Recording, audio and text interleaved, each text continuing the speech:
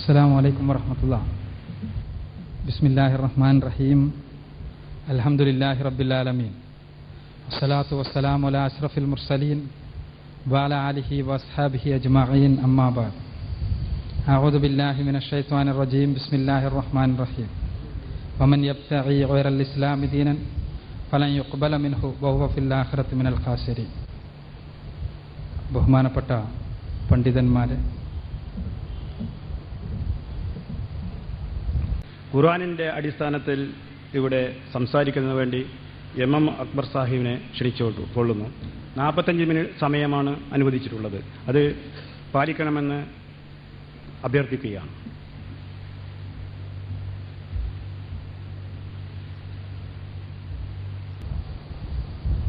സഹോദരി സഹോദരന്മാരെ, ഇവിടെ നടക്കുന്ന ഈ സംവാദത്തിൽ രക്ഷയുടെ മോക്ഷത്തിൻ്റെ മാർഗം ഇസ്ലാമിക വീക്ഷണത്തിൽ എന്ന വിഷയമാണ് ഞാൻ അവതരിപ്പിക്കേണ്ടത്. ഇവിടെ ബഹുമാന്യനായ ക്രൈസ്തവ പണ്ഡിതൻ അദ്ദേഹത്തിൻ്റെ വീക്ഷണങ്ങൾ വളരെ വ്യക്തമായി നമ്മുടെ മുന്നിൽ സമർത്ഥിച്ചിരിക്കുകയാണ്. അതിനോട് ഒരുപാട് തലങ്ങളിൽ വിയോജിപ്പുണ്ട്. പക്ഷേ ഈ സമയം ആ വിയോജിപ്പ് പ്രകടിപ്പിക്കുന്നതിനുള്ളതല്ല. അതിന് ഇൻഷാ അല്ലാഹ് മറ്റൊരു അവസരമുണ്ട്. ഇവിടെ രക്ഷാമാർഗത്തെക്കുറിച്ചാണ് നാം ചർച്ച ചെയ്യുന്നത്. ഇവിടെ സൂചിപ്പിക്കപ്പെട്ടതുപോലെ വളരെ പ്രധാനപ്പെട്ട, വളരെയേറെ നമ്മെ എല്ലാവരെ സംബന്ധിച്ചും വളരെയധികം പ്രധാനപ്പെട്ട ഒരു വിഷയമാണിത്. കാരണം മനുഷ്യൻ മരണപ്പെടുമെന്നുള്ളത് എല്ലാവരാലും അംഗീകരിക്കപ്പെട്ട, യാതൊരു അഭിപ്രായ വ്യത്യാസവുമില്ലാത്ത ഏറ്റവും വലിയ സത്യങ്ങളിലൊന്നാണ്. ആ മരണത്തിന് ശേഷം ശാശ്വതമായ ഒരു ജീവിതമുണ്ടെന്ന് മതങ്ങൾ ഉദ്ഘോഷിക്കുന്നു. ആ ശാശ്വത ജീവിതത്തെക്കുറിച്ച് പ്രവാചകന്മാർ പറഞ്ഞു തന്നു. ആ ശാശ്വത ജീവിതത്തിലെ രക്ഷയാണ് യഥാർത്ഥത്തിലുള്ള രക്ഷ എന്ന് പ്രവാചകന്മാർ നമ്മളോട് പറഞ്ഞു തന്നു. പരിശുദ്ധ ഖുർആനിന്റെ ഭാഷയിൽ പറഞ്ഞാൽ, ഖുർആനിന്റെ 3-ാം അധ്യായം സൂറത്ത് ആൽ ഇംറാനിലെ 185-ാമത്തെ വചനത്തിൽ നാം വായിക്കുക, ഖുർആനിലെ മരണാനന്തര ജീവിതത്തെക്കുറിച്ച് ആശയങ്ങളുടെ മുഴുവനും സംക്ഷിപ്തമാണ്. കുല്ലു നഫ്സിൻ ദായിഖത്തുൽ മൗത്ത് വഇന്നമാ തുവഫൗന ഉജൂറക്കും യൗമൽ ഖിയാമ ഫമൻ സുഹ്സിയ അനിൻ നാരി വഉദ്ഖിലൽ ജന്ന ഫഖദ് ഫാസ് വമൽ ഹയാത്തുദ് ദുനിയ ഇല്ലാ മതാഉൽ ഗുറൂർ. എല്ലാവരും മരണപ്പെടും. അവരുടെ ചെയ്തികൾക്കുള്ള സമ്പൂർണ്ണ പ്രതിഫലം ലഭിക്കുക മരണാനന്തര ജീവിതത്തിൽ മാത്രമാണ്. അവിടെ വെച്ച് ആർ സ്വർഗപ്രവേശത്തിന് അർഹരാവുകയും നരകത്തിൽ നിന്ന് അകറ്റപ്പെടുകയും ചെയ്തുവോ അവരാണ് യഥാർത്ഥത്തിൽ വിജയിച്ചവർ, അവരാണ് മോക്ഷത്തിന് പ്രാപ്തമായവർ, അവരാണ് യഥാർത്ഥത്തിൽ രക്ഷിക്കപ്പെട്ടവർ. വമൽ ഹയാത്തുദ് ദുനിയ ഇല്ലാ മതാഉൽ ഗുറൂർ. ഈ ഇഹലോക ജീവിതം എന്നത് കേവലം മനുഷ്യരെ കബളിപ്പിക്കുന്ന വിഭവമല്ലാതെ മറ്റൊന്നുമല്ല. അപ്പോൾ നമ്മുടെ വിഷയം ഇഹലോക ജീവിതമല്ല, ഇവിടുത്തെ സുഖ സൗകര്യങ്ങളല്ല, ഇവിടുത്തെ സാമ്പത്തികമായ ഉയർച്ചയോ താഴ്ചയോ അല്ല, മറിച്ച് മരണാനന്തര ജീവിതത്തിലെ ശാശ്വതമായ രക്ഷയാണ്. ആ രക്ഷയെക്കുറിച്ചാണ് നാം അന്വേഷിക്കുന്നത്. ഈ സംവാദത്തിൽ പങ്കെടുത്ത ആളുകൾക്കെല്ലാം ആ രക്ഷയുടെ മാർഗം കണ്ടെത്തണമെന്ന ആഗ്രഹമാണുള്ളത്. ക്രൈസ്തവ സഹോദരന്മാർ രക്ഷയുടെ മാർഗമായി ഇവിടെ എന്തവതരിപ്പിക്കുന്നു എന്ന് നമ്മൾ കണ്ടുകഴിഞ്ഞു. ഇവിടെ പരസ്പരം തീരെ വെള്ളം കിടക്കാത്ത അറകളായി, തികച്ചും പാരലൽ ആയി, തികച്ചും സമാന്തരമായി പോകേണ്ട രണ്ട് ആശയങ്ങളായി ഇസ്ലാമിലെയും ക്രൈസ്തവ ദർശനത്തിലെയും മോക്ഷസങ്കല്പത്തെ, രക്ഷാസങ്കല്പത്തെ കാണുന്നതിന് പകരം ഞാൻ ഉദ്ദേശിക്കുന്നത് രണ്ടു കൂട്ടരും ഒരേപോലെ അംഗീകരിക്കുന്ന ചില വസ്തുതകളുടെ വെളിച്ചത്തിൽ കാര്യങ്ങൾ മനസ്സിലാക്കുവാൻ വേണ്ടിയാണ്. ഞാനിവിടെ പറഞ്ഞല്ലോ, മരണാനന്തര ജീവിതത്തെക്കുറിച്ച് പറയുമ്പോൾ ക്രിസ്തു യേശുവും മനുഷ്യരോട് ആഹ്വാനം ചെയ്തത് ഇക്കാര്യം തന്നെയാണ് എന്ന് നമുക്ക് കാണുവാൻ സാധിക്കും. മത്തായിയുടെ സുവിശേഷത്തിലെ 19-ാം അധ്യായത്തിൽ 6-ാം അധ്യായത്തിലെ 19 മുതൽ 21 വരെയുള്ള വചനങ്ങളിൽ നാം കാണുക, ക്രിസ്തു വമൽ ഹയാത്ത ദുനിയ ഇല്ലാ മതാഉൽ ഉറൂർ എന്ന് പറഞ്ഞ പരിശുദ്ധ ഖുർആനിന്റെ ആശയം പ്രബോധനം ചെയ്യുന്നതായിട്ടാണ്. നിങ്ങൾ ഭൂമിയിൽ നിക്ഷേപങ്ങൾ കരുതി വെക്കരുത്. യേശു പറയുകയാണ്, നിങ്ങൾ ഭൂമിയിൽ നിക്ഷേപങ്ങൾ കരുതി വെക്കരുത്. കാരണം അത് കീടങ്ങൾ തിന്നു നശിപ്പിക്കും, അത് തുരുമ്പിച്ചു പോകും, അത് കള്ളന്മാർ കുത്തിത്തുറന്ന് കൊണ്ടുപോകും. അതുകൊണ്ട് നിങ്ങൾ സ്വർഗത്തിൽ നിക്ഷേപങ്ങൾ കരുതി വെക്കുക. കാരണം അവിടെ കള്ളന്മാർ കുത്തിത്തുറന്ന് കൊണ്ടുപോവുകയില്ല, കീടങ്ങൾ തിന്നു നശിപ്പിക്കുകയില്ല, തുരുമ്പിച്ചു പോവുകയില്ല. കാരണം എവിടെയാണോ നിങ്ങളുടെ നിക്ഷേപം അവിടെയായിരിക്കും നിങ്ങളുടെ ഹൃദയവും. ഇവിടെ മരണാനന്തര ജീവിതത്തിലേക്ക് വേണ്ടി സമ്പാദിക്കേണ്ടതിന്റെ ആവശ്യകതയെക്കുറിച്ച് യേശുക്രിസ്തു ബോധ്യപ്പെടുത്തുകയാണ്.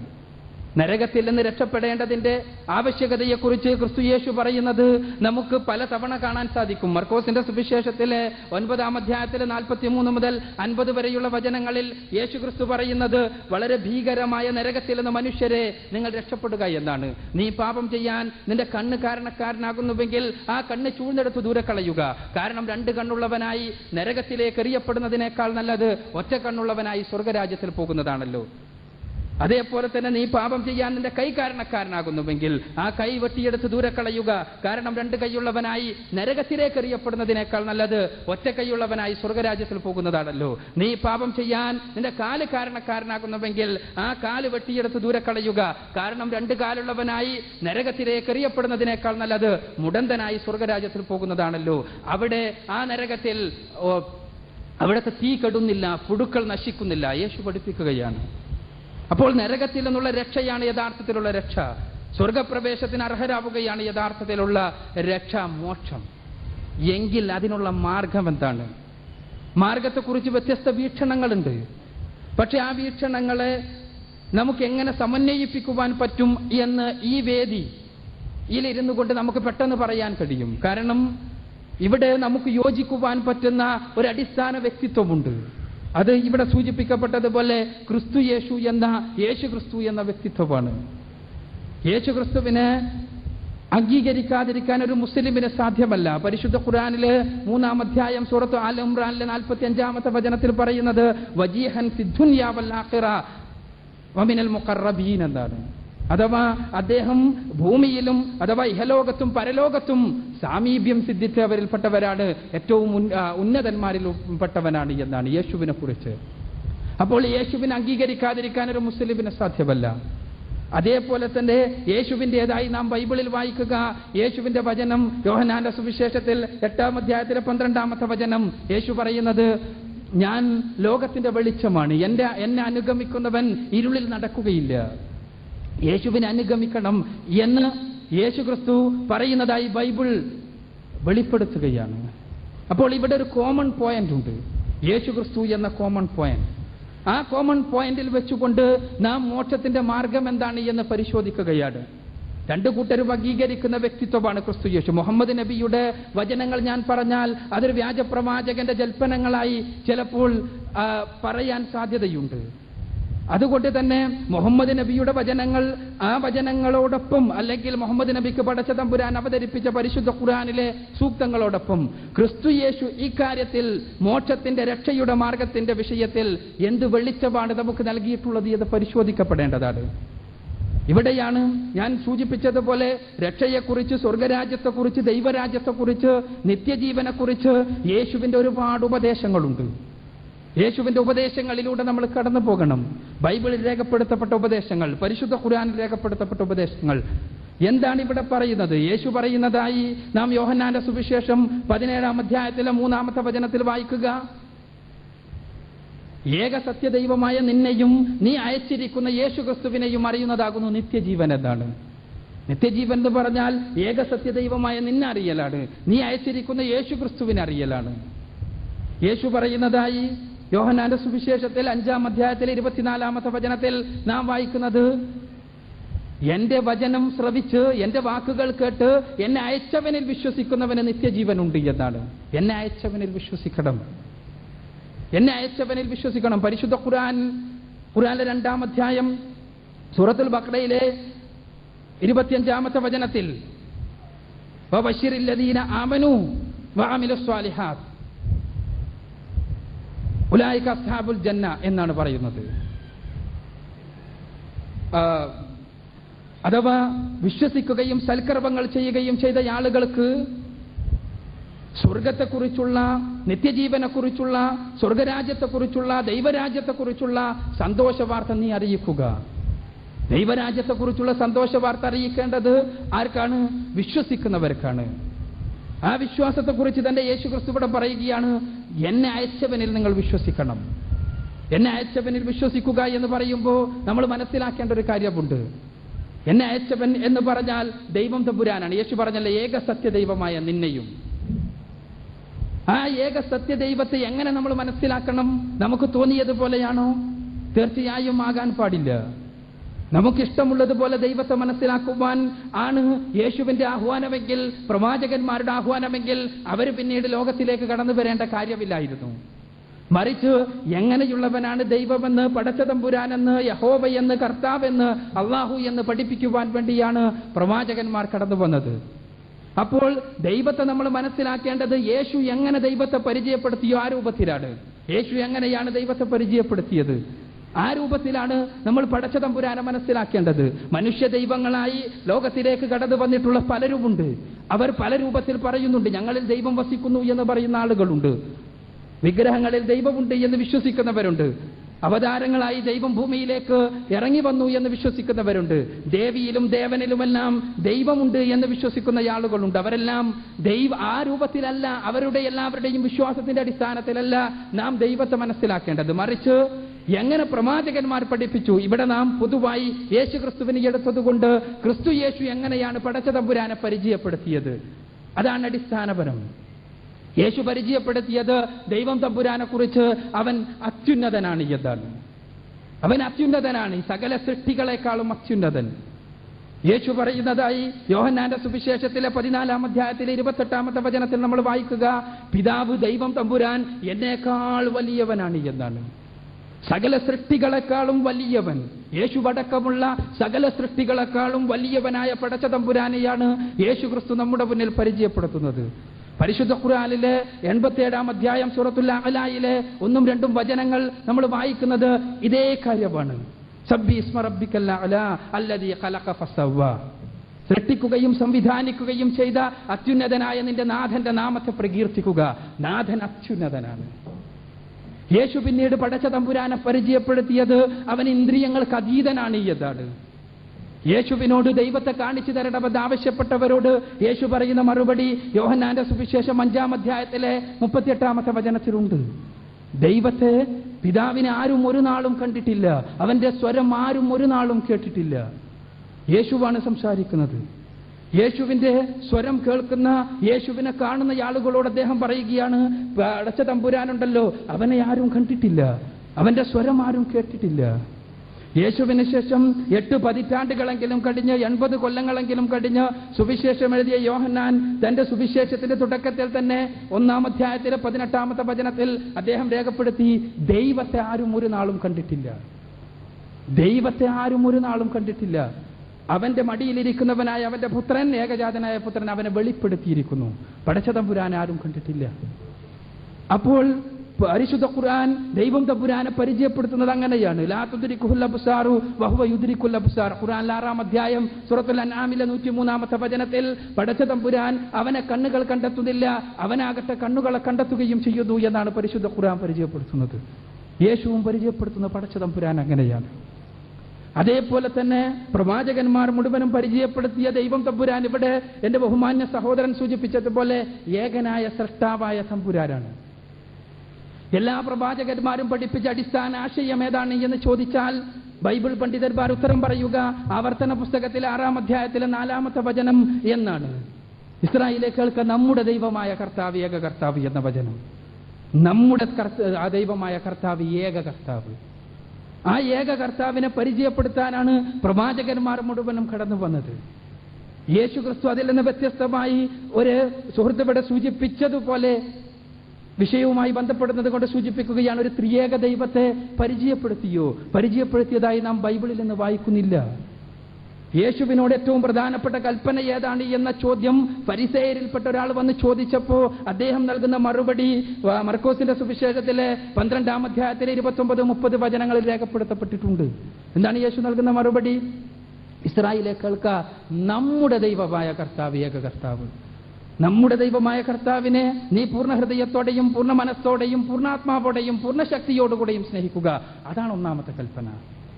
നമ്മുടെ ദൈവം, യേശുവടക്കമുള്ള മുഴുവൻ ആളുകളുടെയും ദൈവമായ കർത്താവ് ഏക കർത്താവ്.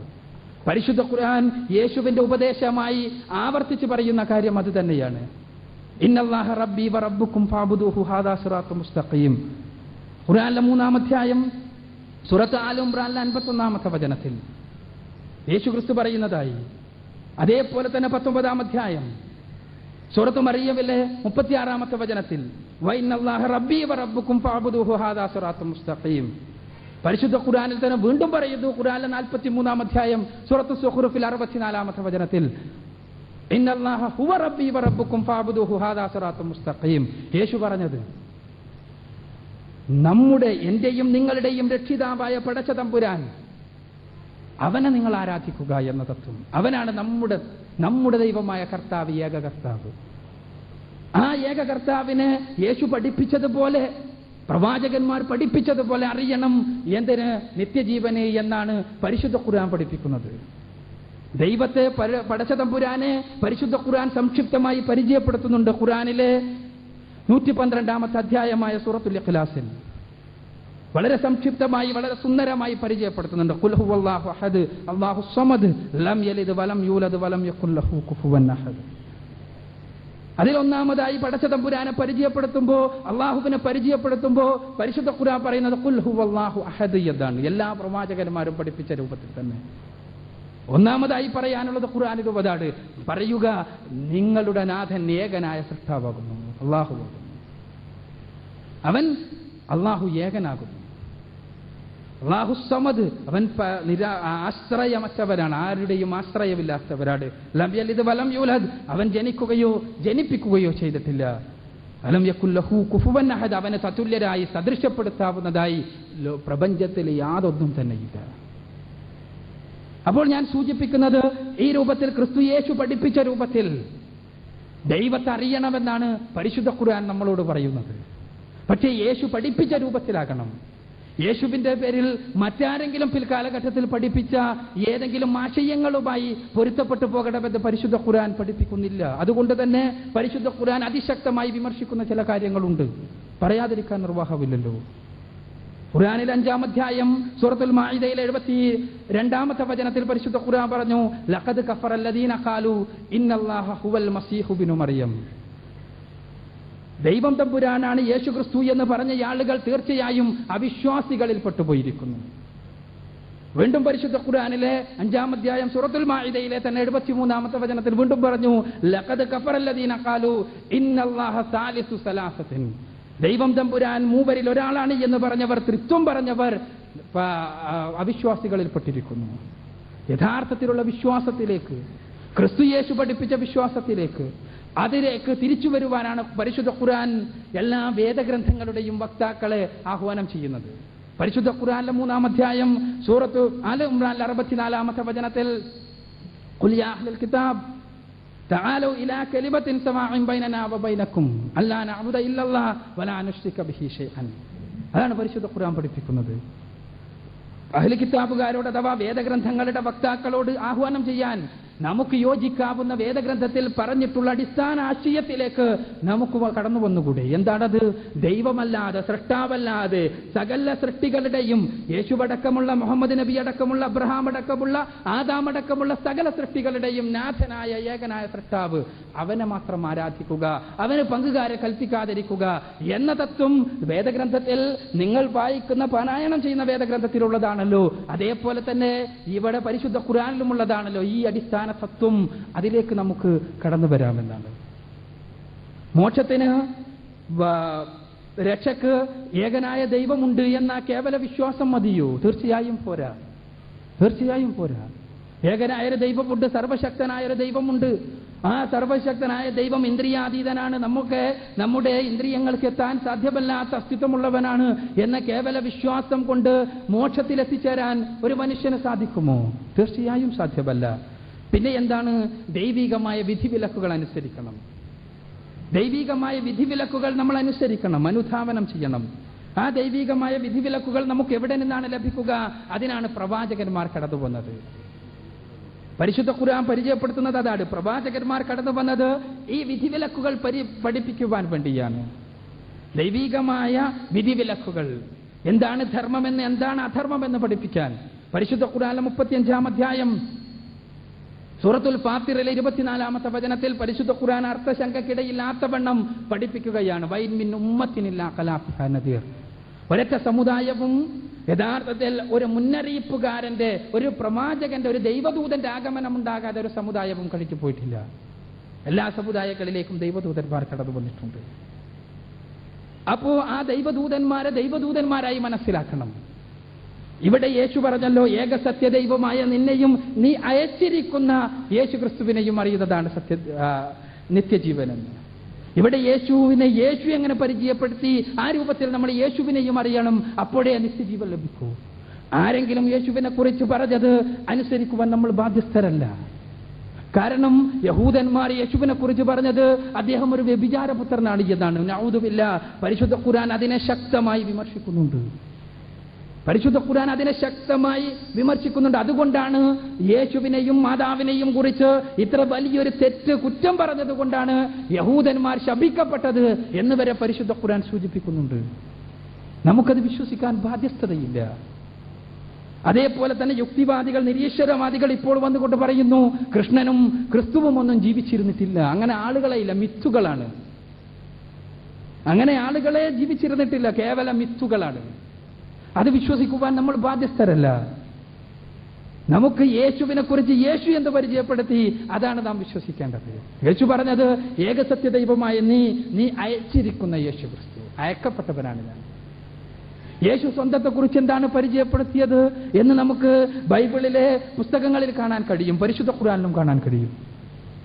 യേശു സ്വന്തത്തെക്കുറിച്ച് പരിചയപ്പെടുത്തിയത് ബൈബിളിൽ നമുക്ക് മത്തായിയുടെ സുവിശേഷത്തിൽ 13-ാം അധ്യായത്തിൽ 58-ാമത്തെ വചനത്തിൽ യേശു പറയുന്നത് സ്വന്തത്തെക്കുറിച്ച് പ്രവാചകൻ എന്നാണ്. യേശുവിനെ കുറിച്ച് ശിഷ്യന്മാർ, തന്റെ അപ്പോസ്തലന്മാർ എന്ത് മനസ്സിലാക്കി എന്ന് ലൂക്കോസിന്റെ സുവിശേഷം 24-ാം അധ്യായത്തിലെ 19-ാമത്തെ വചനത്തിൽ നമ്മൾ കാണുന്നുണ്ട്. അവൻ ദൈവത്തിന്റെയും മനുഷ്യരുടെയും മുന്നിൽ ശക്തനായ പ്രവാചകനായിരുന്നു എന്നാണ്. എ മൈറ്റി പ്രൊഫറ്റ്, ശക്തനായ പ്രവാചകൻ. യേശുവിനെ കുറിച്ച് പരിശുദ്ധ ഖുർആൻ യേശു പറയുന്നതായി രേഖപ്പെടുത്തുന്നതും അത് തന്നെയാണ്. ഖുർആനിലെ 19-ാം അധ്യായം സൂറത്തു മറിയമിലെ 30-ാമത്തെ വചനത്തിൽ ഖാല ഇന്നി അബ്ദുല്ലാഹി ആതാനിയൽ കിതാബ വജഅലനി നബിയ്യ. എന്നെ ദൈവം തമ്പുരാൻ ഒരു നബിയാക്കിയിരിക്കുന്നു, ഒരു പ്രവാചകനാക്കിയിരിക്കുന്നു. പിന്നെ പരിശുദ്ധ ഖുർആൻ പറയുന്നത്, തുടക്കത്തിൽ തന്നെ ഖുർആൻ പറയുന്നത് ഖാല ഇന്നി അബ്ദുല്ലാഹി, എന്നാണ്. പടച്ച തമ്പുരാന്റെ ഒരു ദാസനാകുന്നു ഞാൻ. ഇത് യേശു പഠിപ്പിച്ചതാണോ? തീർച്ചയായും യേശു പഠിപ്പിച്ചത് കൊണ്ടാണ്.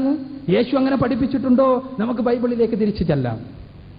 യേശു പഠിപ്പിക്കുന്നതായി ബൈബിളിലെ അപ്പോസ്തല പ്രവർത്തികളിലെ 3-ാം അധ്യായത്തിലെ 13-ാമത്തെ വചനത്തിൽ യേശു പഠിപ്പിച്ചതാണല്ലോ അപ്പോസ്തലന്മാർ പറയുക. യേശുവിന് ശേഷം അപ്പോസ്തലന്മാർ പറയുകയാണ്, അബ്രഹാമിന്റെയും ഇസാക്കിന്റെയും യാക്കോബിന്റെയും നമ്മുടെ പൂർവ്വ പിതാക്കളുടെയും ദൈവം അവന്റെ ദാസനായ യേശുവിനെ മഹത്വപ്പെടുത്തി. യേശു ആരാണ്? അവന്റെ ദാസനാണ്. ഖാല ഇന്നി അബ്ദുല്ലാഹി, ഞാൻ ഒരു ദാസനാകുന്നു.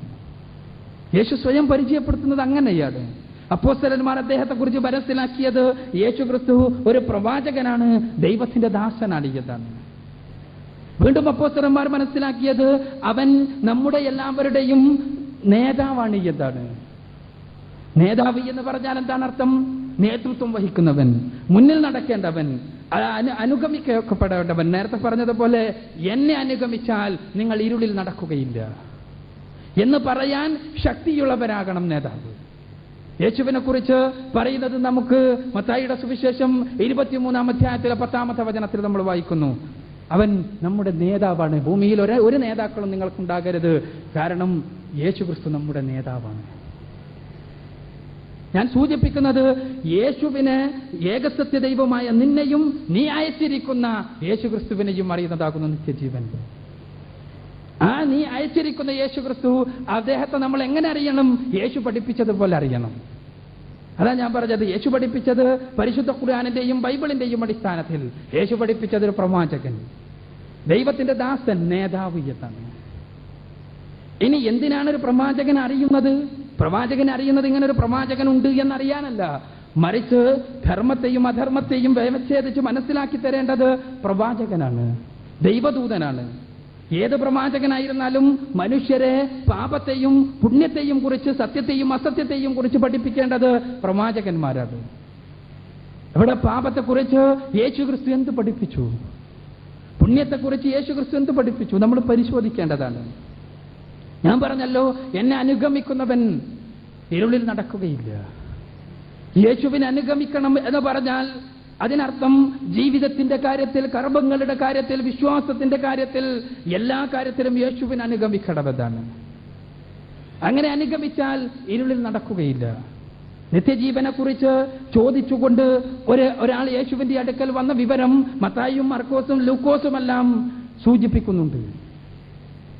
മത്തായിയുടെ സുവിശേഷം 19-ാം അധ്യായത്തിലെ 16 മുതൽ 21 വരെയുള്ള വചനങ്ങളിലും, മർക്കോസിന്റെ സുവിശേഷം 10-ാം അധ്യായത്തിലെ 17 മുതൽ 22 വരെയുള്ള വചനങ്ങളിലും, ലൂക്കോസിന്റെ സുവിശേഷം 18-ാം അധ്യായത്തിലെ 18 മുതൽ 23 വരെയുള്ള വചനങ്ങളിലുമെല്ലാം വിശദീകരിക്കപ്പെട്ട സംഭവം. എന്താ സംഭവം? യേശുവിനോട് വന്നുകൊണ്ട് ഒരാൾ ചോദിക്കുകയാണ്, നല്ലവനായ ഗുരു, നിത്യജീവൻ നേടാൻ എന്ത് ചെയ്യണം? യേശുവിനോട് ഒരാൾ ചോദിക്കുകയാണ്, നല്ലവനായ ഗുരു, നിത്യജീവൻ നേടാൻ എന്ത് ചെയ്യണം? ഉടനെ തന്നെ ഇയാളുടെ സംസാരത്തിൽ തന്നിൽ ദിവ്യത്വം ആരോപിക്കുന്ന എന്തോ ഉണ്ടോ എന്ന് സംശയിച്ച ക്രിസ്തു യേശു മറുപടി പറയുന്നു, എന്നെ നല്ലവനെന്ന് വിളിക്കുന്നത് എന്ത്? എന്നെ നല്ലവനെന്ന് വിളിക്കുന്നത് എന്ത്? സ്വർഗസ്ഥനായ പിതാവല്ലാതെ മറ്റാരും നല്ലവരില്ല. യേശുവിൽ ഏതെങ്കിലും തരത്തിലുള്ള ദിവ്യത്വം ആരോപിക്കുന്ന ഒരു പ്രവണത ഉണ്ടോ എന്ന് സംശയിച്ചപ്പോൾ അദ്ദേഹം ഉടനെ തിരുത്തുകയാണ്. എന്നിട്ട് അദ്ദേഹം പറഞ്ഞു, നീ ജീവനിൽ പ്രവേശിക്കാൻ ആഗ്രഹിക്കുന്നുവോ എങ്കിൽ കൽപ്പനകൾ അനുസരിക്കുക. യേശു പഠിപ്പിച്ചത് അതാണ്. എങ്കിൽ നീ ചെയ്യേണ്ടത് എന്താണ്? കൽപ്പനകൾ അനുസരിക്കണം. എന്താ കൽപ്പനകൾ? കൽപ്പനകൾ ന്യായപ്രമാണമാണ്. എന്താ ന്യായപ്രമാണം? മോശെ പ്രവാചകരെ ദൈവം തമ്പുരാൻ അവതരിപ്പിച്ചു കൊടുത്ത നിയമസംഹിത. ആ നിയമസംഹിത അനുസരിച്ച് അനുധാവനം ചെയ്താലാണ് യഥാർത്ഥത്തിൽ നിത്യജീവൻ നേടാൻ സാധിക്കുക എന്നാണ് ക്രിസ്തു യേശു നിത്യജീവനെ കുറിച്ച് ആഗ്രഹിച്ചുകൊണ്ട് കടന്നു വന്നയാളോട് പറഞ്ഞത്. കൽപ്പനയനുസരിക്കണം എന്നാണ് പറഞ്ഞത്. നിങ്ങൾ പരിശോധിച്ചു നോക്കുക. എന്നിട്ട് ആ യേശുക്രിസ്തു പറഞ്ഞു, ആ കൽപ്പനകളെ കുറിച്ച് അദ്ദേഹം പറയുകയാണ്. കാരണം അദ്ദേഹം ഇസ്രായേൽ സമുദായത്തിലേക്ക് നിയോഗിക്കപ്പെട്ട പ്രവാചകനായിരുന്നു. ഇസ്രായേൽ സമുദായത്തിലേക്ക് നേരത്തെ സൂചിപ്പിച്ചതുപോലെ രമ്യാവിന്റെ കാലഘട്ടത്തിലും മറ്റ് പ്രവാചകന്മാരുടെ എല്ലാം കാലഘട്ടത്തിൽ ഉണ്ടായ രീതിയിൽ മോശെ പ്രവാചകന്റെ നിയമപുസ്തകവും ആ നിയമപുസ്തകത്തിന്റെ അടിസ്ഥാനത്തിലുള്ള ജീവിതമാർഗവും പിന്നിലേക്ക് വലിച്ചെറിഞ്ഞ യഹൂദ പൗരോഹിത്യത്തിന് മുന്നിൽ യഥാർത്ഥത്തിലുള്ള മോശയുടെ മാർഗം കാണിച്ചു കൊടുക്കുവാൻ, മോശയുടെ കൃത്യമായ പാതയിലേക്ക് തിരിച്ചു കൊണ്ടുപോകുവാൻ വേണ്ടി നിയോഗിക്കപ്പെട്ട മഹാനായ മനുഷ്യപുത്രനായിരുന്നു ക്രിസ്തു യേശു. അദ്ദേഹം പറഞ്ഞത് നമുക്ക് വായിക്കാൻ സാധിക്കും. മത്തായിയുടെ സുവിശേഷം 15-ാം അധ്യായത്തിൽ 24-ാമത്തെ വചനത്തിൽ അദ്ദേഹം പറയുന്നത്, ഞാൻ ഇസ്രായേൽ സമുദായത്തിലേക്ക് മാത്രം നിയോഗിക്കപ്പെട്ടവനാണ് എന്നാണ്.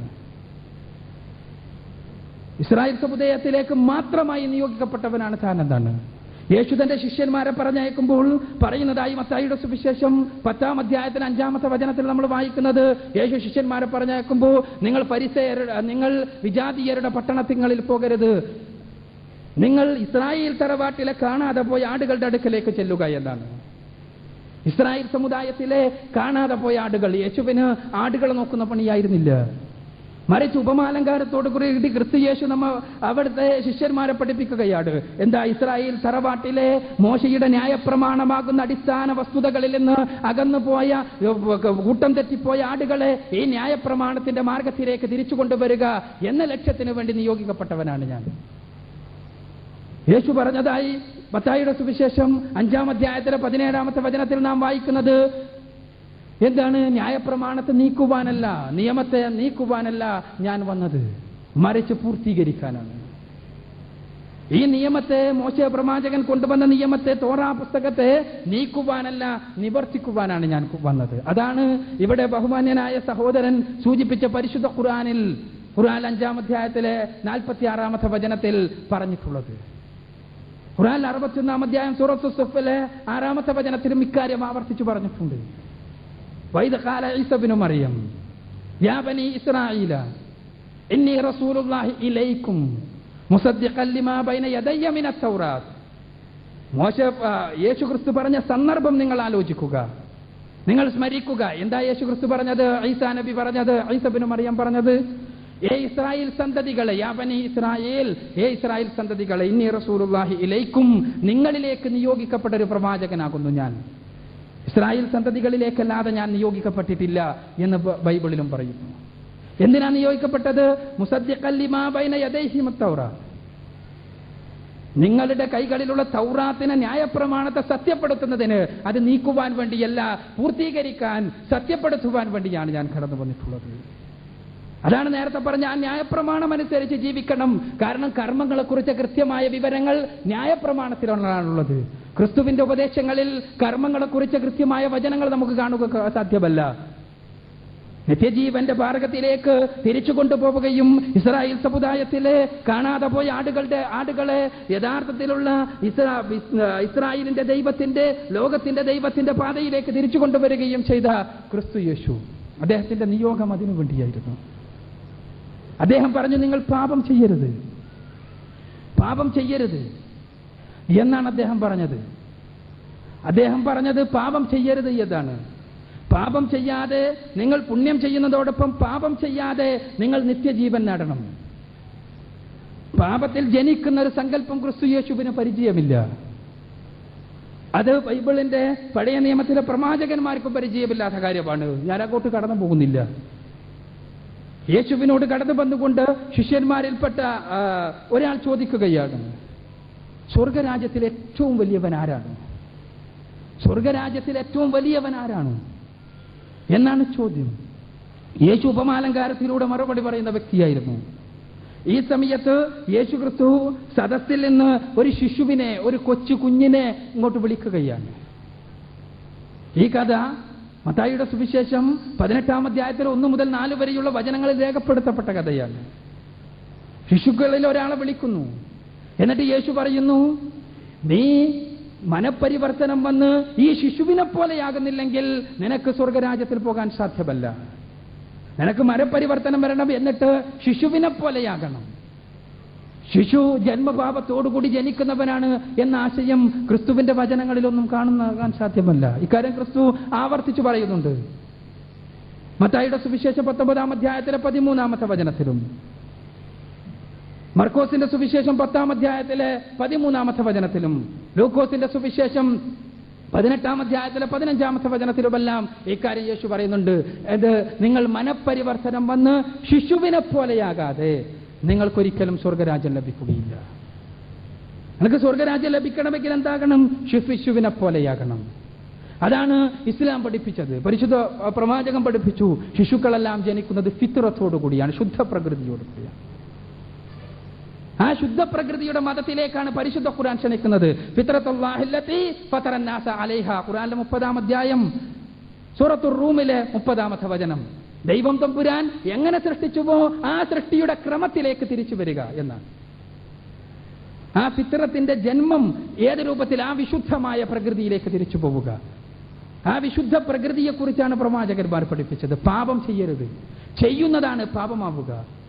നാം ചെയ്യുന്ന പ്രവർത്തനമാണ്. ഒരാൾ സ്വന്തം ഇച്ഛപ്രകാരം, സ്വന്തം ഇഷ്ടപ്രകാരം ഒരു പാപം ചെയ്താൽ, ഒരു തെറ്റ് ചെയ്താൽ, ആ തെറ്റിന് മാത്രമേ ദൈവം തമ്പുരാൻ, നീതിമാനായ പടച്ച തമ്പുരാൻ നമ്മളെ ശിക്ഷിക്കുകയുള്ളൂ എന്നാണ് പ്രവാചകന്മാരെല്ലാം പഠിപ്പിച്ചത്. നമ്മൾ പരിശോധിച്ച് നോക്കുക. ആവർത്തന പുസ്തകം 24-ാം അധ്യായത്തിലെ 16-ാമത്തെ വചനം, ഇരമ്യാവിന്റെ പുസ്തകം, ജെറമിയായുടെ പുസ്തകം 31-ാം അധ്യായം 29-30 വചനങ്ങൾ എല്ലാം പറയുന്നത് എന്താ? അന്നാളിൽ അഥവാ മരണാനന്തര ജീവിതത്തിൽ മനുഷ്യരെ കൂട്ടി വിചാരണയുടെ നാളിൽ, അന്നാളിൽ ആരും പറയുകയില്ല അച്ഛൻ പച്ചമുന്തിരിങ്ങ തിന്ന് മകന്റെ പല്ല് പൊളിച്ചു എന്നാരും പറയുകയില്ല. സ്വന്തം ചെയ്ത പാപത്തിന് മാത്രമേ അന്നെല്ലാവരും ശിക്ഷിക്കപ്പെടുകയുള്ളൂ. ഏതോ ഒരു ആദി പിതാവ് ചെയ്ത പാപം പേറുവാൻ വിധിക്കപ്പെട്ടവരാണ് മനുഷ്യരെല്ലാം എന്ന ആശയവുമായി ഇസ്ലാം വിയോജിക്കുന്നത് അവിടെയാണ്. മറിച്ച് മനുഷ്യൻ ഞാൻ ചെയ്ത പാപത്തിന്, ഞാൻ എന്റെ ഇന്റൻഷനോടുകൂടി, എന്റെ സ്വന്തം ഇച്ഛയോടുകൂടി ഞാൻ പാപം ചെയ്താൽ പടച്ച തമ്പുരാന്റെ മുന്നിൽ ആ പാപത്തിന് മറുപടി പറയേണ്ടി വരും എന്നാണ് ഇസ്ലാം പഠിപ്പിക്കുന്നത്. ആ പാപം ഏതാണ് എന്ന് പഠിപ്പിക്കാനാണ് പ്രവാചകന്മാർ കടന്നു വന്നത്. പ്രവാചകന്മാരിൽ എല്ലാവരും പഠിപ്പിച്ച പ്രഥമ പ്രാധാന്യമുള്ള പാപം ദൈവം തമ്പുരാനിൽ പങ്കുകാരിയുണ്ടാക്കുക എന്ന പാപമാണ്. പടച്ച തമ്പുരാനിൽ പങ്കുകാരിയുണ്ടാക്കുക, ദൈവമല്ലാത്തവരെ, പടച്ച തമ്പുരാനല്ലാത്തവരെ, യഹോവയല്ലാത്തവരെ, അള്ളാഹുവല്ലാത്തവരെ ആരാധിക്കുക എന്നുള്ള പാപമാണ് ഏറ്റവും പ്രധാനപ്പെട്ട പാപം എന്നാണ് പ്രവാചകന്മാരെല്ലാം പഠിപ്പിച്ചത്. 10 കൽപ്പനകളിൽ നമ്മൾ കാണുന്നത് അതാണ്. 10 കൽപ്പനകൾ നമുക്ക് പുറപ്പാട് പുസ്തകത്തിൽ 20-ാം അധ്യായത്തിലും ആവർത്തന പുസ്തകത്തിൽ 5-ാം അധ്യായത്തിലും വിശദീകരിക്കപ്പെട്ടിട്ടുണ്ട്. ആ 10 കൽപ്പനകളിൽ ഒന്നാമത്തെ കൽപ്പന പുറപ്പാട് പുസ്തകം 20-ാം അധ്യായത്തിലെ 1-2 വചനങ്ങളിലുള്ള, ആവർത്തന പുസ്തകത്തിൽ 5-ാം അധ്യായത്തിലെ 6-7 വചനങ്ങളിലുള്ള കൽപ്പന എന്താ? ഞാനാകുന്നു നിങ്ങളുടെ കർത്താവ്. യഹോവ പറയുകയാണ്, ഞാനല്ലാതെ മറ്റു ദേവന്മാർ നിങ്ങൾക്കുണ്ടാകരുത്. മുകളിൽ ആകാശത്തിലോ കീഴഭൂമിയിലോ ഭൂമിക്കടിയിൽ വെള്ളത്തിലോ ഉള്ള യാതൊന്നിന്റെയും പ്രതിമ നിങ്ങൾ ഉണ്ടാക്കരുത്. നിങ്ങൾ അവക്ക് മുന്നിൽ സാഷ്ടാംഗം നമിക്കുകയോ അവയെ ആരാധിക്കുകയോ ചെയ്യരുത്. ഇതാണ് പ്രഥമ പ്രാധാന്യമുള്ള കൽപ്പന, ഒന്നാമത്തെ കൽപ്പന.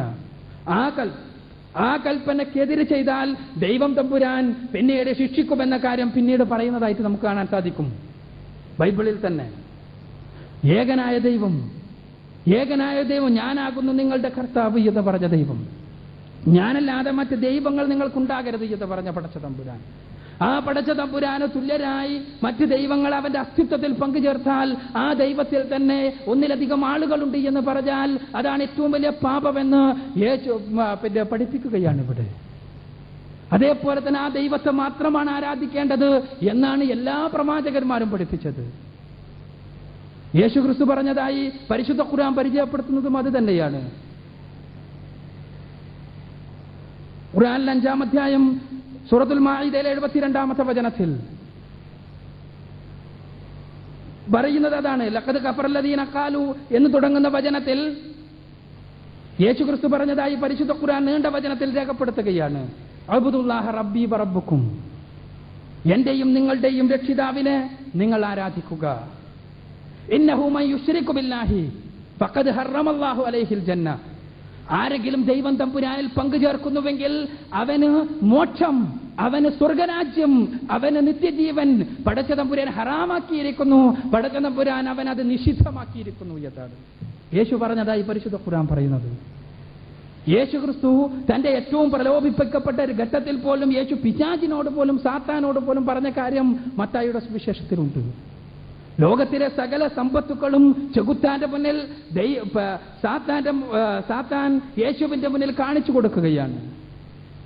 എല്ലാ സമ്പത്തുക്കളും, എല്ലാ സ്വത്തും ഇങ്ങനെ തുറന്ന് കാണിച്ചു കൊടുത്തിട്ട് പറയുന്നു, എന്റെ മുന്നിൽ ഒന്ന് സാഷ്ടാംഗം നമിച്ചാൽ, എന്നെ ഒന്ന് നമസ്കരിച്ചാൽ ഈ സ്വത്ത് മുഴുവനും നിനക്കുള്ളതാണ്. ഏത് മനുഷ്യനും പ്രലോഭിപ്പിക്കപ്പെടുന്ന വചനങ്ങൾ, ഒന്ന് സാഷ്ടാംഗം നമിച്ചാൽ മതി. പക്ഷേ ലോകത്തോട് ഏകദൈവാരാധന എന്ന തത്വം പഠിപ്പിക്കാൻ വേണ്ടി കടന്നു വന്ന ക്രിസ്തു യേശു പറയുന്ന മറുപടി നമുക്ക് കാണാൻ കഴിയും. മത്തായിയുടെ സുവിശേഷം 4-ാം അധ്യായത്തിലെ 10-ാമത്തെ വചനത്തിൽ, നീ നിന്റെ ദൈവമായ കർത്താവിനെ മാത്രം നമസ്കരിച്ച് അവനെ മാത്രം ആരാധിക്കണം എന്നെഴുതപ്പെട്ടിട്ടുണ്ടല്ലോ. അതാണ് പരിശുദ്ധ ഖുർആൻ പറഞ്ഞത്. അബ്ദുല്ലാഹ റബ്ബി വറബ്ബുക്കും, യേശു പറഞ്ഞത് ദൈവം തമ്പുരാനെ, എന്റെയും നിങ്ങളുടെയും നാഥനായ പടച്ച തമ്പുരാനെ മാത്രം ആരാധിക്കുക. ഏറ്റവും പ്രധാനപ്പെട്ട പാപം, ഒന്നാമത്തെ പാപം എന്താ? പടച്ച തമ്പുരാൻ അല്ലാത്തവരെ ആരാധിക്കുക എന്നുള്ളതാണ്.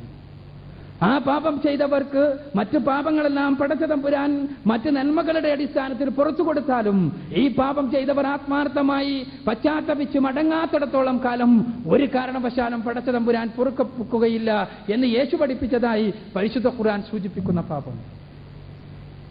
അപ്പോൾ ഞാൻ സൂചിപ്പിക്കുന്നത്, നന്മ ചെയ്യണം, തിന്മ ചെയ്യരുത്. നന്മ എന്താണ്, തിന്മ എന്താണ് എന്ന് പഠിപ്പിക്കാനാണ് പ്രവാചകന്മാരെല്ലാം വന്നത്. ആ പ്രവാചകന്മാരിൽ ഇസ്രായേൽ സമുദായത്തിലേക്ക് നിയോഗിക്കപ്പെട്ട ഒരു മഹാനായ പ്രവാചകനാണ് ക്രിസ്തു യേശു. പരിശുദ്ധ ഖുർആൻ സൂചിപ്പിക്കുന്നത് അങ്ങനെയാണ്. ഇസ്രായേൽ സമുദായത്തിലേക്ക് നിയോഗിക്കപ്പെട്ട പ്രവാചകൻ. ആ പ്രവാചകൻ ലോകത്തിന് മുന്നിൽ ഒരു സുവിശേഷം അറിയിച്ചുകൊണ്ടാണ് കടന്നുപോയത്. ഇസ്രായേൽ സമുദായത്തിലേക്ക് നിയോഗിക്കപ്പെട്ട പ്രവാചകൻ അദ്ദേഹം ഈ ലോകത്തിൽ നിന്ന് വിട പറയുന്ന സമയത്ത് അദ്ദേഹം പറയുന്നതായി യോഹന്നാന്റെ സുവിശേഷം 16-ാം അധ്യായത്തിലെ 7 മുതൽ 14 വരെയുള്ള വചനങ്ങളിൽ രേഖപ്പെടുത്തിയിരിക്കുന്നു.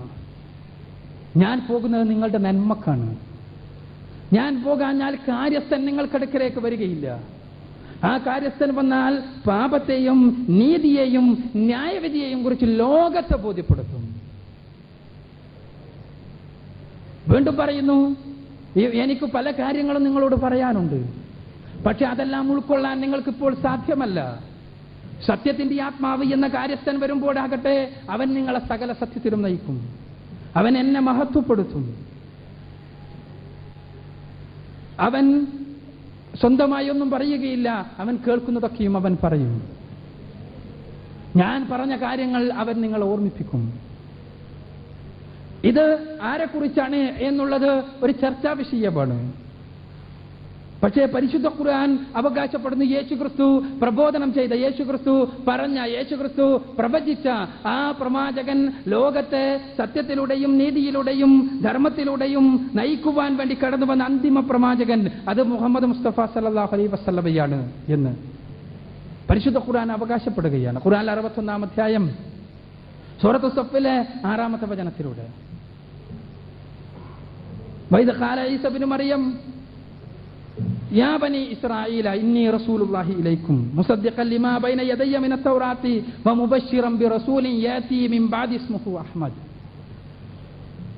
യേശുക്രിസ്തു പറഞ്ഞ സന്ദർഭം, ആ യേശുക്രിസ്തു പറഞ്ഞ നേരത്തെ പറഞ്ഞ 2 കാര്യങ്ങൾ പറഞ്ഞതിന് ശേഷം പരിശുദ്ധ ഖുർആൻ പറയുന്നു വമുബശ്ശിറൻ ബിറസൂലിൻ, ഒരു പ്രവാചകനെ കുറിച്ച സന്തോഷ വാർത്ത, സുവിശേഷം അറിയിക്കുന്നതിന് വേണ്ടി. യാതി മിൻ ബഅദി ഇസ്മുഹു അഹ്മദ്, അഹ്മദി എന്ന പേരിലുള്ള ഒരു പ്രവാചകനെ കുറിച്ച്, ഒരു ദൈവദൂതനെ കുറിച്ച് സന്തോഷ വാർത്ത അറിയിക്കുന്നതിന് വേണ്ടിയാണ് ഞാൻ നിങ്ങളുടെ അടുക്കിലേക്ക് വന്നിട്ടുള്ളത്, ഞാൻ നിയോഗിക്കപ്പെട്ടിട്ടുള്ളത്. ലോകത്തെ ധർമ്മത്തെക്കുറിച്ച്, പാപത്തെക്കുറിച്ച്, ലോകത്തെ നീതിയെക്കുറിച്ച്, ലോകത്തെ ന്യായവിധിയെക്കുറിച്ച് ബോധ്യപ്പെടുത്തിയ അന്തിമ പ്രവാചകൻ. ഇവിടെ ബഹുമാന്യനായ സഹോദരൻ സൂചിപ്പിച്ചതുപോലെ ബൈബിൾ പഴയ നിയമത്തിലെ മോശെ പ്രവാചകൻ പ്രവചിച്ച പ്രവാചകൻ, മോശെ പ്രവാചകൻ പ്രവചിച്ച പ്രവാചകൻ. ആരാണ് മോശെ പ്രവാചകൻ? ഇസ്രായേൽ സമുദായത്തിലേക്ക് നിയോഗിക്കപ്പെട്ട നിയമങ്ങളുടെ ദാതാവ്. അദ്ദേഹം ആവർത്തന പുസ്തകം 18-ാം അധ്യായത്തിലെ 18-ാമത്തെ വചനത്തിലൂടെ വലിയൊരു പ്രവചനം നടത്തുന്നുണ്ട്. അദ്ദേഹത്തിലൂടെ ദൈവം തമ്പുരാൻ പറയാണ്, അദ്ദേഹത്തോട് ദൈവം തമ്പുരാൻ പറയുന്നതായിട്ടാണ്, നിന്നെപ്പോലൊരു പ്രവാചകനെ അവരുടെ സഹോദരന്മാർക്കിടയിൽ നിന്ന് ഉയർത്തി നാം അവർക്കായി നൽകും. നിന്നെപ്പോലൊരു പ്രവാചകൻ, മോശയെപ്പോലൊരു പ്രവാചകൻ. മോശയെപ്പോലൊരു പ്രവാചകൻ പിന്നീട് ഇസ്രായേലിൽ ഉണ്ടായിട്ടില്ല എന്ന് ആവർത്തന പുസ്തകം 34-ാം അധ്യായത്തിലെ 12-ാമത്തെ വചനത്തിൽ നമ്മൾ വായിക്കുന്നു. മോശയെപ്പോലൊരു പ്രവാചകൻ പിന്നീട് ഇസ്രായേലിൽ ഉണ്ടായിട്ടില്ല. യേശു ഈ ആവർത്തന പുസ്തകം അടങ്ങുന്ന ന്യായപ്രമാണത്തെയാണ് യേശു പറഞ്ഞത്, അത് നീക്കുവാനല്ല നിവർത്തിപ്പാനാണ് ഞാൻ വന്നത് എന്ന്. അപ്പോൾ യേശുവും ഈ പദം അംഗീകരിക്കുന്നു എന്നർത്ഥം. മോശയെപ്പോലെയുള്ള പ്രവാചകൻ പിന്നീട് ഇസ്രായേലിൽ ഉണ്ടായിട്ടില്ല. മാത്രമല്ല, മോശയെപ്പോലുള്ള പ്രവാചകൻ എന്ന് പറയപ്പെടാൻ ഇവിടെ അത്ഭുതങ്ങളുടെ അടിസ്ഥാനത്തിൽ പറഞ്ഞു. അത്ഭുതങ്ങൾ ഏത് പ്രവാചകനാണ് കാണിക്കാത്തത്? എല്ലാ പ്രവാചകന്മാരും ഒന്നല്ലെങ്കിൽ മറ്റൊരു അത്ഭുതം കാണിച്ചിട്ടുണ്ട്. 1ഉം 2ഉം രാജാക്കന്മാരുടെ പുസ്തകം വായിച്ചാൽ നമുക്ക് കാണാൻ സാധിക്കും, ഏലിയ പ്രവാചകനും എലീശ പ്രവാചകനുമെല്ലാം മരിച്ചവരെ പുനരുജ്ജീവിപ്പിച്ചതായി. അവർ ഏതാനും അപ്പം ഉപയോഗിച്ച് 100 കണക്കിന് ആളുകളെ തീറ്റിയതായി, കുഷ്ഠരോഗികളെ സുഖപ്പെടുത്തിയതായി, അന്ധന്മാർക്ക് സൗഖ്യം നൽകിയതായി. ഏലിയ പ്രവാചകനും എലീശ പ്രവാചകനുമെല്ലാം ഈ അത്ഭുതങ്ങൾ കാണിച്ചതുകൊണ്ട് മോശയെപ്പോലുള്ള ഒരു പ്രവാചകൻ അവരാണെന്ന് പറയാൻ പറ്റുമോ? തീർച്ചയായും അല്ല. മറിച്ച് മുഹമ്മദ് റസൂലുള്ളാഹി സ്വല്ലല്ലാഹു അലൈഹി വസല്ലം മോശയെപ്പോലുള്ള ഒരു പ്രവാചകനാണ് എന്ന് പറയുന്നതിന് കൃത്യമായ അടിത്തറയുണ്ട്. അതെന്താണ്? അത് 2 പ്രവചനങ്ങളും ഒരേപോലെ അദ്ദേഹത്തിൽ യോജിക്കുന്നു എന്നുള്ളതാണ്. മോശയുടെ ജീവിതത്തെക്കുറിച്ച് നമ്മൾ പഠിക്കുക. അപ്പോൾ നമുക്ക് കാണാൻ സാധിക്കും, ചരിത്രത്തിൽ ഏതെങ്കിലും ഒരു വ്യക്തി മോശയെപ്പോലുള്ള ഒരു പ്രവാചകൻ എന്ന് പറയാൻ അർഹതയുണ്ടെങ്കിൽ അത് മുഹമ്മദ് റസൂലുള്ളാഹി സ്വല്ലല്ലാഹു അലൈഹി വസല്ലമയാണ്. ഇത് കേവലം ഞാൻ പറയുന്ന കാര്യമല്ല, ക്രൈസ്തവ ഗ്രന്ഥകാരന്മാർ തന്നെ അംഗീകരിച്ചിട്ടുള്ള കാര്യം. അതൊരു മറ്റൊരു വിഷയമാണ്, ഞാൻ അങ്ങോട്ട് പോകുന്നില്ല. എന്താ ജനനത്തിന്റെ കാര്യത്തിൽ, ദൗത്യത്തിന്റെ കാര്യത്തിൽ, പുതിയ നിയമങ്ങളുടെ കാര്യത്തിൽ, പലായനത്തിന്റെ കാര്യത്തിൽ, സമൂഹത്തിലെ സ്വാധീനത്തിന്റെ കാര്യത്തിൽ എല്ലാം എടുത്ത് പരിശോധിക്കുക. വിശദമായി വേണമെങ്കിൽ നമുക്ക് പിന്നീട് സംസാരിക്കാം. ആ മോശയെ പോലൊരു പ്രവാചകൻ കടന്നു വന്നിട്ടില്ല എന്നാണ് യഹൂദന്മാർ യേശുവിന്റെ കാലം വരെ വിശ്വസിച്ചത്. അതുകൊണ്ടാണ് യഹൂദന്മാർ പ്രതീക്ഷിച്ച് കഴിയുന്ന ആ പ്രവാചകനെ കുറിച്ച് വരുന്ന പ്രവാചകനാണ് എന്ന് അവകാശപ്പെട്ടുകൊണ്ട് കടന്നു വരുന്ന ആളുകളോടെല്ലാം ചോദിച്ചത്, നീ ആ പ്രവാചകനാണോ? നമുക്ക് യോഹന്നാന്റെ സുവിശേഷം 1-ാം അധ്യായത്തിലെ 19-ാമത്തെ വചനത്തിൽ കാണാൻ സാധിക്കുന്നത് അതാണ്. യോഹന്നാൻ സ്നാപകൻ വന്നപ്പോ അവിടെ യഹൂദന്മാർ കടന്നു എന്നോട് ചോദിക്കുക, നീ ആരാണ്? നീ ഏലിയാവാണോ? ഏലിയ പ്രവാചകൻ ആകാശത്തിലേക്ക് ഉയർന്നു പോയി എന്നൊരു വിശ്വാസമുണ്ടായിരുന്നു യഹൂദന്മാർക്ക്. അവർ ചോദിക്കാൻ, നീ ഏലിയാവാണോ? അദ്ദേഹം പറഞ്ഞു, അല്ല. നീ മിശിഹയാണോ? നീ ഒരു രാഷ്ട്രീയ വിമോചകനായി കടന്നു വരാനുണ്ട് എന്ന് ഞങ്ങൾ വിശ്വസിക്കുന്ന മിശിഹയാണോ? ക്രിസ്തുവാണോ നീ? അദ്ദേഹം പറഞ്ഞു, അല്ല. പിന്നീട് ചോദിക്കുന്നത്, നീ ആ പ്രവാചകനാണോ എന്നാണ്. നീ ആ പ്രവാചകനാണോ? ഞങ്ങൾ കാത്തുകൊണ്ടിരിക്കുന്ന മോശയെ പോലെയുള്ള പ്രവാചകൻ, മോശയുടെ അവരുടെ സഹോദരന്മാർക്കിടയിൽ നിന്ന് വരുന്ന പ്രവാചകൻ. ആരാ? ഇസ്രായേലരുടെ സഹോദരന്മാർക്കിടയിൽ നിന്ന് വരുന്ന പ്രവാചകൻ. ആ ഇസ്രായേലരുടെ സഹോദരന്മാരാരാണ്? ഇസ്രായേലരുടെ സഹോദരന്മാർ ഇസ്മായേലരാണ്.